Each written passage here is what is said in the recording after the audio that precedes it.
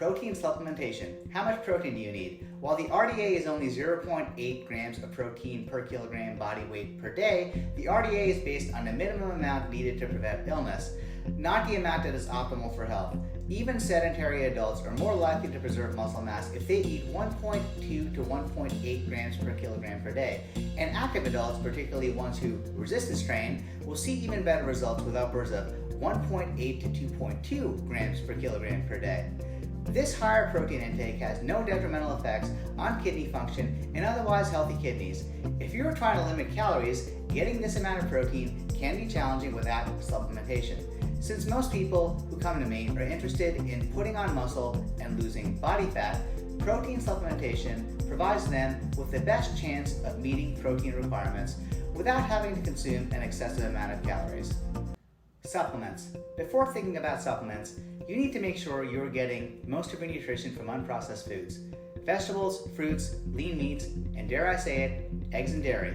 While the rise of plant-based diets has made plant protein supplements more common, the vast majority of them have a poor amino acid profile compared to animal sources, and are particularly deficient in the most important amino acid when it comes to muscle building and preservation, leucine.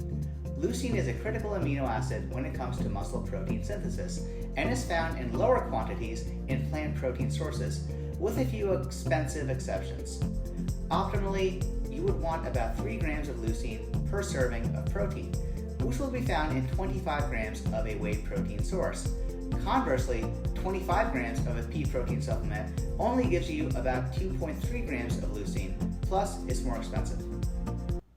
Tolerability. A lot of people will say that they have trouble with whey protein because of the gastrointestinal side effects, which can often be circumvented by simply dividing up your servings throughout the day.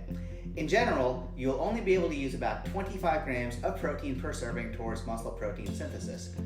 That is approximately how much protein is contained in one serving of a whey protein supplement. 3 or even 4 25-gram servings of whey protein spread throughout the day is a reasonable approach.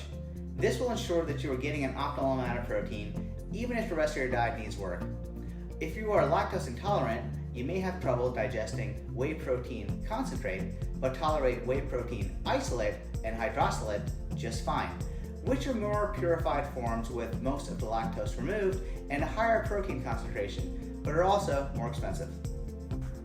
Conclusion. Most people looking to lose body fat and obtain a more muscular appearance will benefit from protein supplementation, particularly if they're resistance training and or restricting calories. Whey protein has the best evidence in promoting muscle protein synthesis and preserving lean body mass, demonstrates excellent absorption, and is generally well tolerated and inexpensive. There is no evidence that high protein intakes are harmful in individuals with normal kidney function, and higher protein intakes keep you fuller longer. With no downside, I recommend protein supplementation across the board. Give it some thought.